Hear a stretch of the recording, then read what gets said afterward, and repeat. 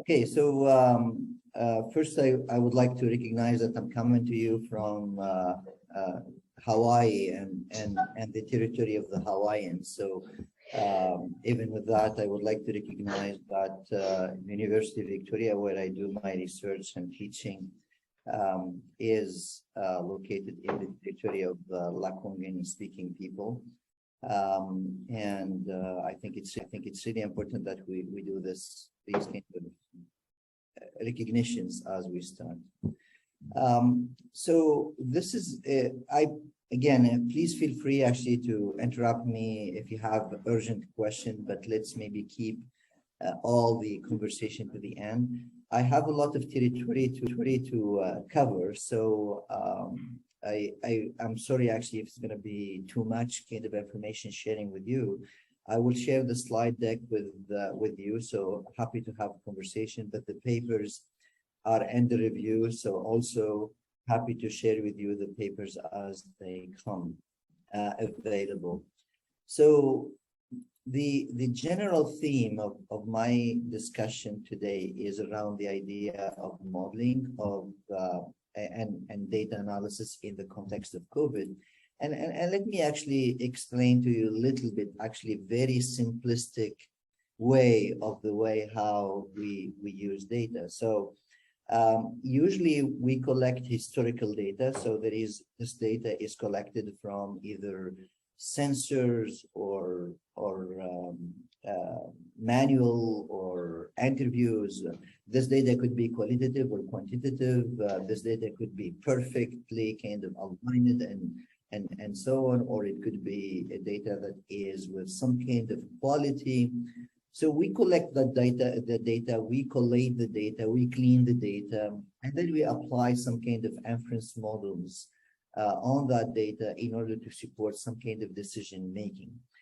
And most of our way how we use the data is influenced mostly, I would say, because that we have other techniques how we deal with the data, is by statistic inference. So basically we use the history as a way for us to be able to extract features, to extract actually conclusions, information, and this is why when you structuring the data, we move to the information and knowledge. But that is our model, right? That is what we have, we are using all the time. But when you have something like the COVID, as it's called an emergent disease. So basically the historical data is not there. And even actually, if we are comparing to other pandemics, there are things that we can compare and there are things that we cannot necessarily compare because it is emergent, it is new, it is something that we haven't seen before. So this is one of the first complications. So how we can, if we don't have the historical data, what we do. And then the second one is the limitation of our inference models, because most of what I said, most of our statistical tools are based on this kind of historical information that can allow us to be able to identify some kind of pattern, features, and so on. And we are assuming that the future will reflect the past in one way or another. So this is how our inference models are built. It's really this kind of now, like the past is kind of garant of the future. So what we learned in the past, we can use actually to predict the future. And that is also problematic when we are talking about the pandemic. So I will introduce to you two different models. One is at the macro level. I will talk about if we are interested in comparing the response of healthcare systems to the pandemic, which country did best, and if we can use the data available to us to answer that question. And the second model is I'm trying to help the supply chain managers within the healthcare system to determine what kind of resources that they need to have. And I will talk about the hoarding, for example, of the PPE, if you remember actually some of those kind of issues that we went through, and the vaccines and all of that. But all of that is really managerial decisions that people have to make in the healthcare system in order to respond to expected kind of demand. And what if our models and forecasting of that demand is wrong? What is available to us to improve that?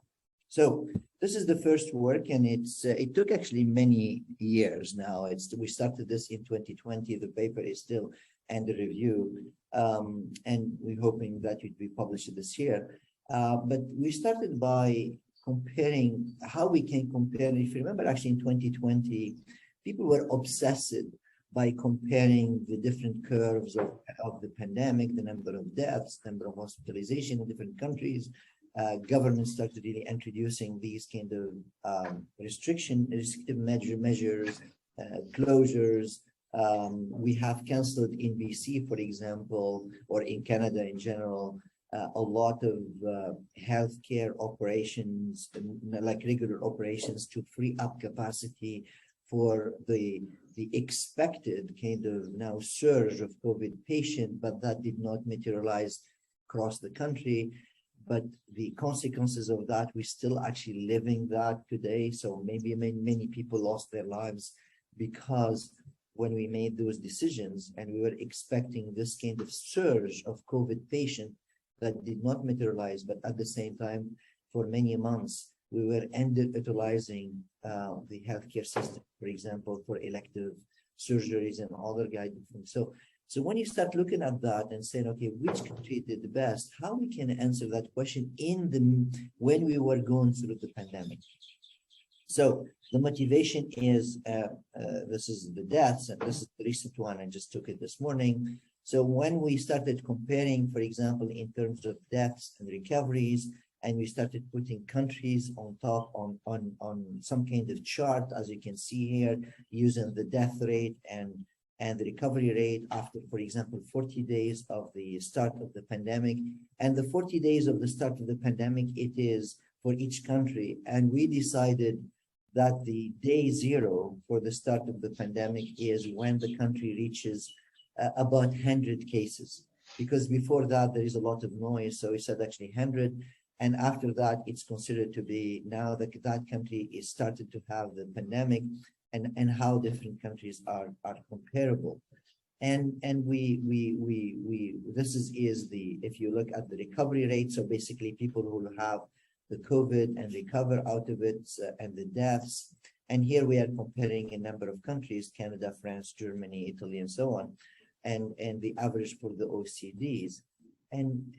But when you look at this and saying, okay, which country is doing better? Which one is responding, at least at the beginning of the pandemic, better to compare to others? And you have seen that a lot in the news, and analysts on newscasts trying to say, oh, this country is doing better, that country is doing better, we are worse, and so on. And we start really criticizing politicians, criticizing the managers of the healthcare system. Was all of that kind of justified or not? And that is where we started. And then we look at the resources. Let's say if we would like to compare country, let's see how they are investing on their healthcare systems. And again, this is some of the indicators of the resources used in different countries in their healthcare system before the pandemic. This is more general kind of indicators about, for example, the number of hospital beds by 100,000 capita at the beginning of the pandemic in different countries. Because again, if you can assume that countries have more capacity in their healthcare system, they should be saving more lives. They should keep people alive and seeing less death and so on. So we started looking at that and saying, okay, so if we are faced with this question, and as a researcher in this area, what kind of answer we should provide beyond actually saying it depends? Because that is the easy way to say, yeah, it depends. And we can actually, but when we are pressured to say, okay, more than that, what we say.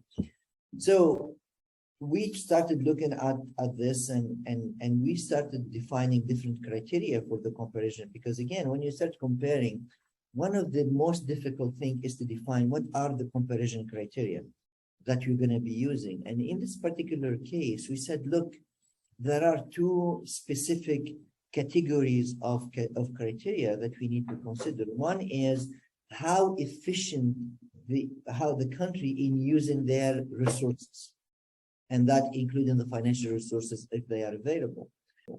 And the second is in terms of clinical outcome, because at the end of the day, when we are responding to the pandemic, we would like actually to keep actually the number of infection low, but that is a problem of public health policies. That is when you have Bonnie Henry, for example, coming out and saying that we are closing, we are opening, we have to put masks, we don't have to put masks. So all of that is public health policies. But when it comes to the healthcare, so basically the acute care, the long-term care, and so on, it is the ability of the system to keep people alive. So basically, we need to heal the people that are coming with the COVID-19. And that is where we wanted to focus our analysis. And again, so this is why one of my recommendation to you as you are doing your PhDs, before you start really answering any question, you need actually to spend a lot of time defining the contours, the boundaries of the concepts that you're trying to study.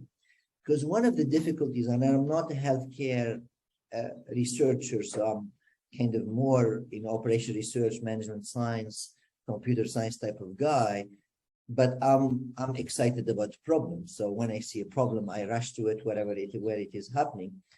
So I don't really believe in the discipline kind of boundaries, and this is why I'm kind of applying things in different kind of areas. So this is for me the field of application. But one of the big problem I found is how we define the contours, the boundaries of the healthcare system, and what we are evaluating. And that got us really, we spent many months just trying to understand how we define national healthcare system, and then we got to national health system, and we got to the WHO kind of definitions and what people were telling about it, and we got to the institutional theory and all the kind of thing that people really talking about, how we define those kind of limitations. So this is the result of that kind of effort, even though that this is not our contribution, the main contribution, but it is included in the paper because we needed to define what we are measuring. And this is why we focus on the healthcare system, not the national health system. So as you can see, so the box where you see my mouse is moving, if you can see it, that is what we said. But the other component are part of the national health system. So the leadership, the supply chain, all of the things are important. So that is our focus.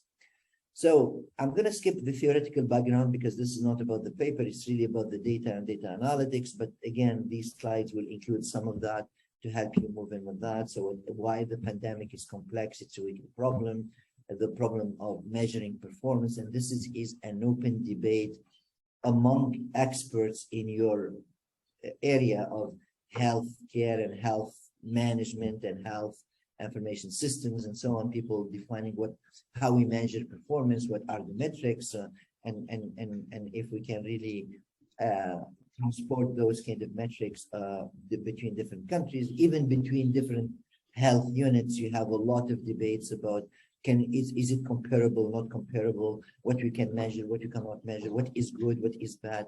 All of that is an open debate. And any contribution, if you are able to make in your thesis to try to get us closer to something that will become standardized in terms when we are managing healthcare system, to say these are the key performance indicators, and which actually brings us to some of the conversation I had with Andre about what is the value of healthcare system, how we define the value creation, what is the value for whom. We started really talking about the different stakeholders. It is a huge kind of area where, at least from what I read so far, it is very difficult in the literature right now. It's not resolved, a lot of open questions. So we came actually with a solution, at least for the problem that we set, is really comparing these national healthcare systems.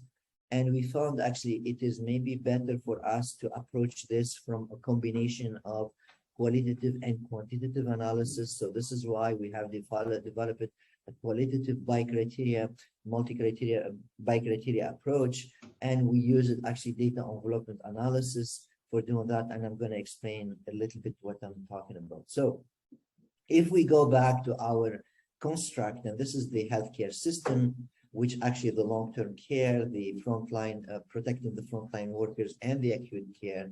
So that is what we are evaluating. So as input to the system, the resources used in the system are the preparedness and the resources available. So the number of beds, nurses, and so on. And then the other input to the system is the number of COVID cases. And this is what is being reported on daily basis by health authorities and so on in any jurisdiction. And as an outcome that we consider to this is what we call the clinical outcome. So either death or recovery after death.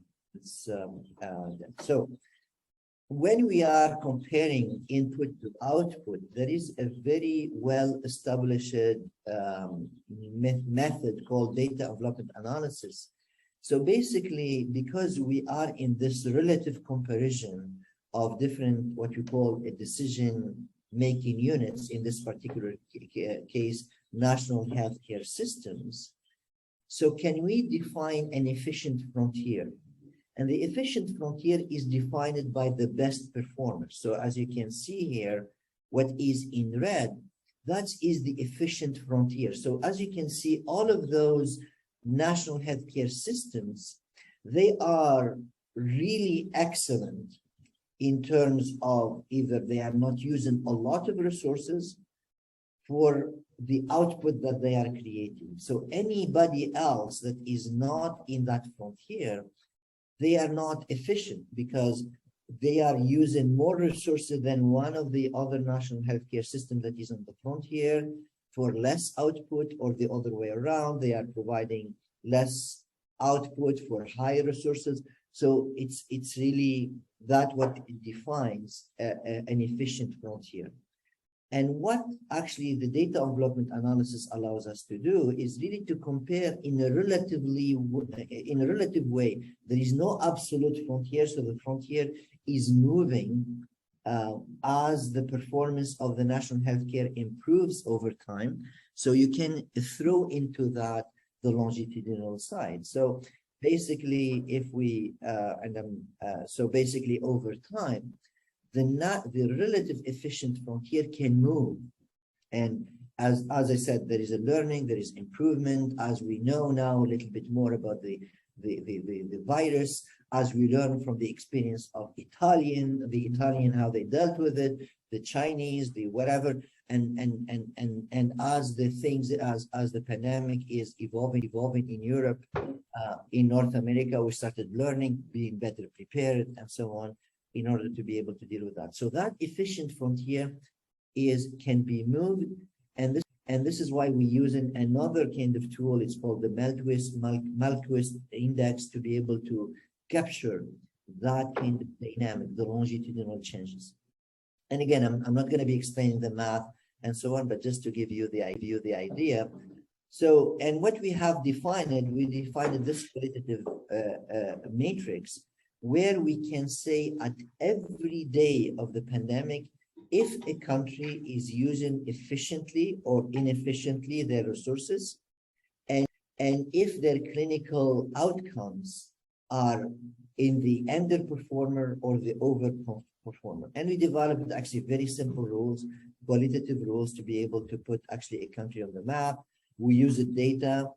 We consider actually the vulnerability of the population we control it for that, vulnerability of population to COVID-19. For example, if you have a country with a lot of long-term kind of diseases, chronic diseases like obesity or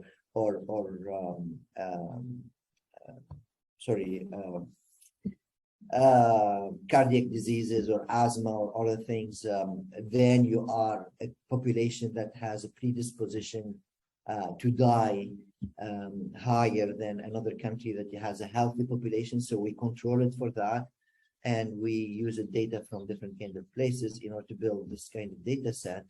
And then we compared the countries. So basically we said, look, if you would like to have this comparison to be acceptable, we have to compare apple to apple. So basically countries with the same kind of categories of the same type of populations, and not, we have to control for that. So basically we use these vulnerability factors, as you can see, how countries they are distributed on these kind of different indicators. So we said, look, we cannot compare countries that are not comparable. This is why I'm saying that you have to compare for comparison. And we created the clusters, and we applied what you call a fuzzy clustering approach. And we created profiles of groups, grouping of countries that are similar. And we use the OECD countries. As you can see, the profiles are so similar in cluster 2, 3, 4, and 5. Cluster 1, they are outliers. So we have removed Chile and Japan from our analysis, and we continued with the other ones. And based on that, we built actually a very sophisticated way how we can compare these countries. And if I do the so if I click on it, so you see this is the website, and it is live, and I'm happy actually to share this with you. So you can actually change the dates, and you can choose what actually you compare whatever you want to compare. But then if I'm comparing all the countries, but now I can compare countries that are comparable. For example, if you think about Canada, so in the first few days, and the axis here, that means the average of efficiency. So you can see Canada was really doing well at the beginning. We have low death and recoveries. So sorry, the recovery was not really high, because the best is to be in this part. And as we move it, into this, you see how Canada moved to becoming one of the lead countries, low death and high recoveries in its group.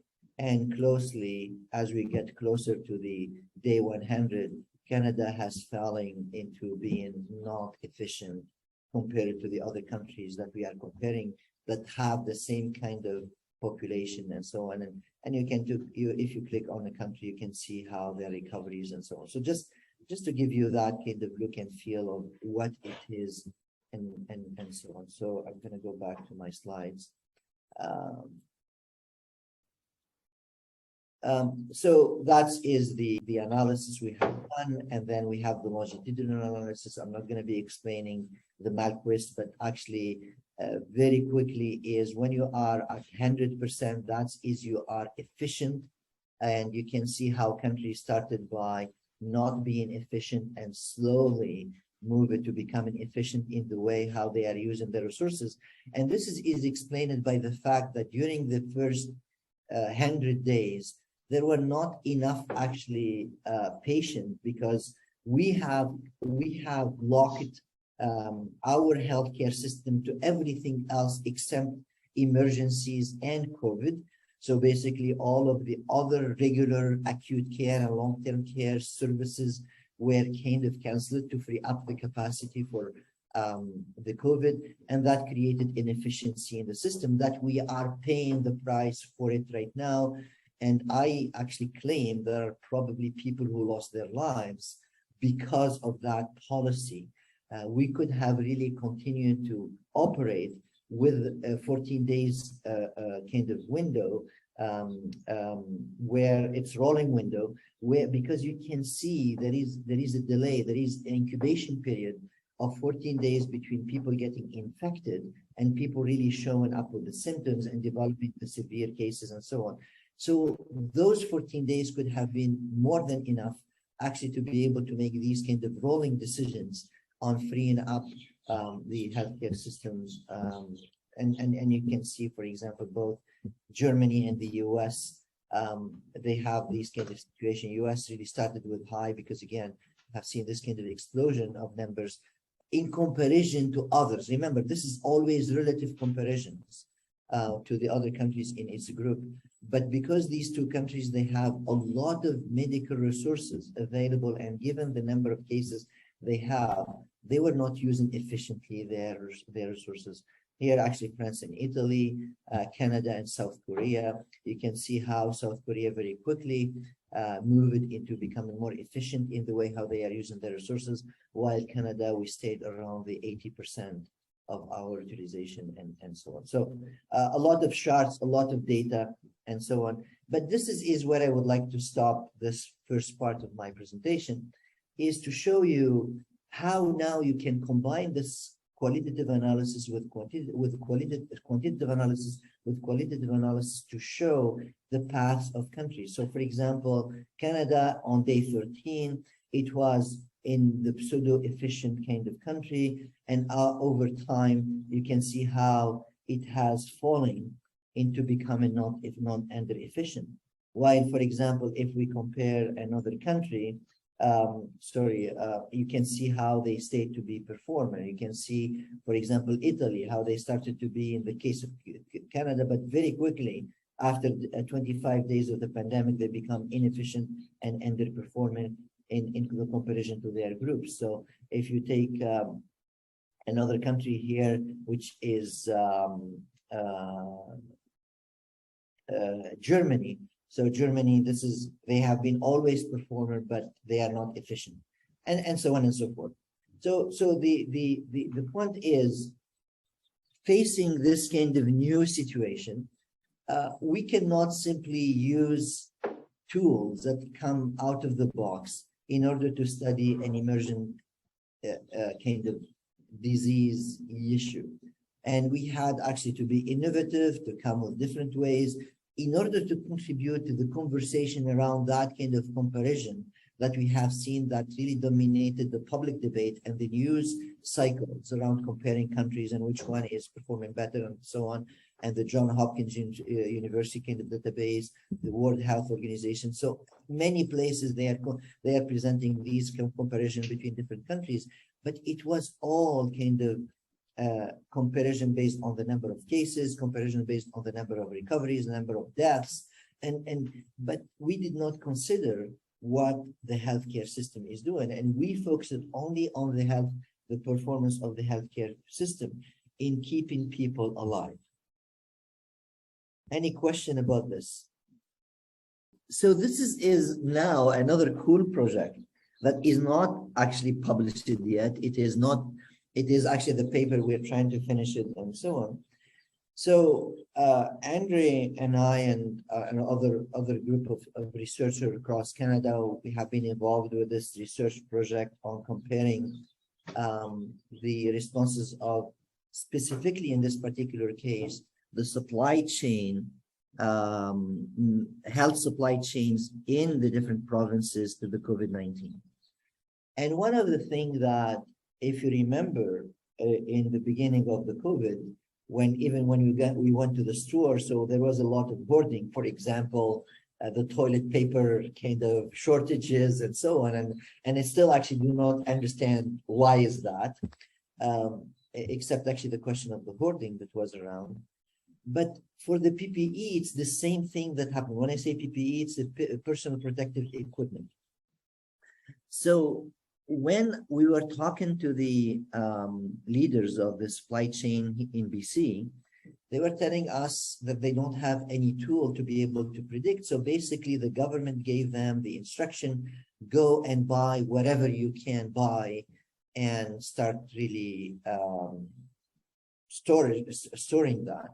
And we went from, I don't know, I think 3 or 5 major warehouses in BC to 10. And that created, I don't know if you have some kind of a background in economics, that created the problem of shortages, because the surge of the demand that was created by all of this hoarding that was going on between countries and created shortages. At the same time, we had a problem with the production because, again, some of the facilities where the production was happening, they were affected by COVID-19. So actually, that is the perfect storm. So we have been asked, can we actually solve the issue of how we can come to better prediction of how much we need to have in stock based on the prediction of the COVID-19 infections. And if you remember, 2020, 2021 until today, they have been 2 years heavily dominated by the pandemic modeling. So everyone now knows about this pandemic modeling and so on. So we have these kind of predictions, and the public health, they come every day during the pandemic to tell us where things are going based on different kind of things, and they come with the policies, and based on the policies, they try actually to flatten the curve and doing all of those things. So we became actually accustomed to that knowledge. So the question we asked ourselves is how we can go from that kind of modeling to creating a dashboard of forecasts for the people in the healthcare system to help them pre-order what they need. And that by the way, it's not only just the PPE, but you can think about the frontline workers, you can think about the beds, if we need actually to close, maybe to reduce some of the activities to free up the capacity. Remember actually what I said earlier, that this kind of policy that we have, we canceled all non-urgent kind of activities in order to free up capacity, was a huge kind of error, in my opinion, that we are paying the price and will continue to pay the price for many years to come as collective, as community. So now, if you have people, smart people doing all of these predictions about the infections, can we turn that in forecasting that can be used in terms of capacity management, resource management, and so on in the healthcare system? So that is the problem. So how we can do that and how we can answer that question. The answer to that question are two components, and I'm going to talk about only the first one, which is the 1A. So one is objective. So basically, we can come using the historical data, using some kind of inference models, that if we have this number of infections, how many people we expect to see at the doors of the hospitals, for example. But the second part, which is the behavioral part, if you remember during the pandemic, there was a lot of hoarding, a lot of behavioral issues within the healthcare system. For example, frontline workers, they were faced with this kind of emergent risk of this kind of emergent virus, and they have no idea about how to deal with it. So people were like anybody, risk averse, and they were kind of overprotecting themselves. Adding on top of that is the perception of shortages of PPE. People start hoarding and overusing those, or hiding them in closets or in their offices and so on. But even actually, we heard about people really stealing them. So all of that behavioral kind of aspect is not included in what I'm going to be talking about today. So we look at these kind of problems, and for example, one of the first paper that came in 2020 in Nature was this paper by the Italian, where they tried actually to determine, based on the different symptoms, like the using the ASR or all of those kind of simple, sorry, not simple, those kind of known model for epidemiology with these kind of models, and they have included the treated here, for example, and so on. There are many other related work following that in BC, Ontario, South Africa, Nigeria, and so on. This is actually the 2020 studies that came out about how we predict. And then you have all the Johns Hopkins University kind of models. You have what all the governments spent a lot of money in increasing their capabilities in infectious disease modeling and so on. And that's what has been guiding all the decisions in many Western countries and around the world about the infections. So the problem we are dealing with is not predicting the infections. That is done by these experts. That becomes an input to our model. Once we have these experts agreed on saying, based on these policies, this is what we predict the curve for the next whatever 2 weeks, that becomes an input to our model. How we can now take that information and out of that predict the mild infections, the moderate infection, the severe infections, the hospitalization, the ICU hospitalization, the recoveries and death. So that is what is the problem that we're trying to solve.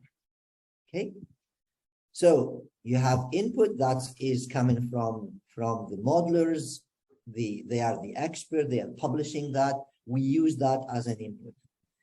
After an incubation period, people will find themselves either with mild infection, moderate infection, or severe infections.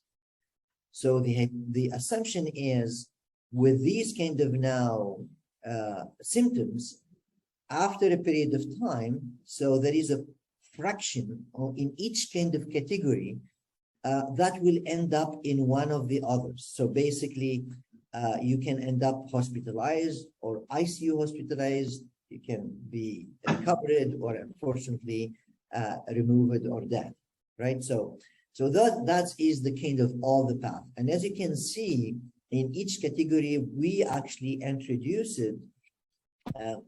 different incubation time, because this is the kind of partition within each one means that people will stay hospitalized for longer period than others.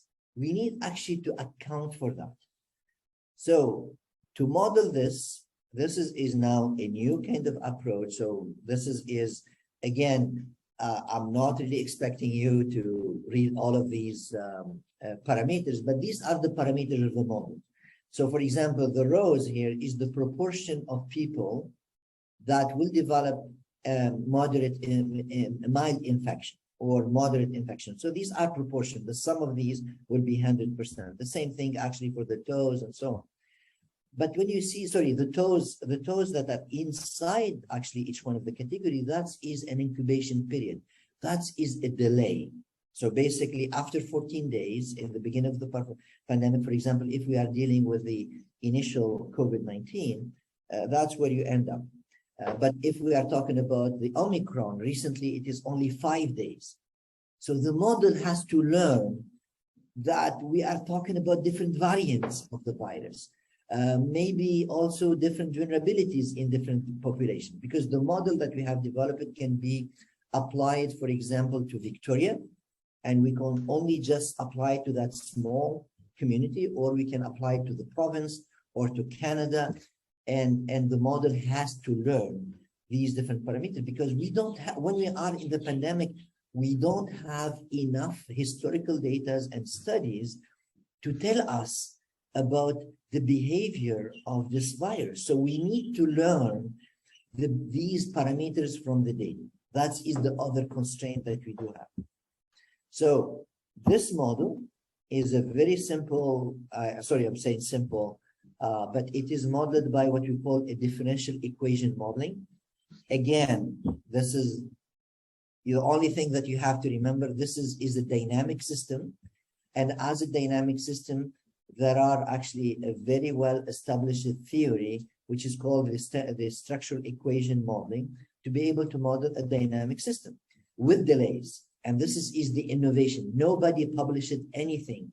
And this is why we are hoping that this paper, if we get strong results and finish it, we are targeting top journals. So because nobody really published it in this area using the dynamic by using the delays. Why? Because as soon as you throw the delays in these kind of models, it becomes unstable. So we were able actually to establish a conjuncture for this, to determine what are the stability conditions for this model. And this is established. We were actually, we went back to 1928, a paper that was published around differential equation modeling with delays, where they have established this for one function, and we have generalized that to the multiple functions. So this is actually a very strong result, but it is a conjecture. It's not proven analytically. It's proven empirically. So we can demonstrate that if our parameters are outside that interval, all the system becomes unstable. So this is why when you do data analysis, if you don't understand the underlying theories, you end up doing kitchen recipes. You try and error and so on until you get something that fits. But why it fits and why it doesn't, why it becomes unstable and not, that is the difference between a strong, very well grounded data analyst or someone who are just trying things. And we can try. I have nothing wrong or against that. But that is with the difference between making fundamental contributions or making just a contribution that will solve a problem. And then as soon as we get out of the boundaries of that problem, that approach no longer works. So this is why I think that is important. So this is the model, what we have developed. So basically we use the historical data. We combined a multi-objective estimation of the parameters. So this is a multi-objective problem that we try to solve using genetic algorithms. And we introduce those estimated values into the differential equation model. We calculate actually the difference between the result of the models and the real data. That is our error. If the error is acceptable, then we will use the parameters that were learned by the model into now the prediction. If not, we continue actually the process until we get to the error. So basically because given that we are dealing with an emergent disease, so each time that the data changes, we try to re-estimate these parameters. For example, for Omicron, it will be different parameters, different incubation period, and so on. When we have the population we have the vaccination is another thing that really changes the vulnerability of people to the Omicron, to the virus. So we re-estimate these parameters. This is why we have this kind of learning that is happening all the time, and we can really scale it down or scale it up for a small community or for a country. And then we use that now to predict. That is now the prediction. And then we always adjust, compare it, the minus function there. That is the quality control that has to be always there, because we are going to collect the data as we are predicting. But when we start seeing that the error is going to start now increasing between what the model is predicting and what the actual is happening, then we go back and we start re-optimize again. So this is a learning system, and these are kind of results. We're still actually improving it. So for Canada, for example, what you see is the original data that is in blue, for example, the hospitalization. Our prediction is this is the yellow one. You see how we are fitting it.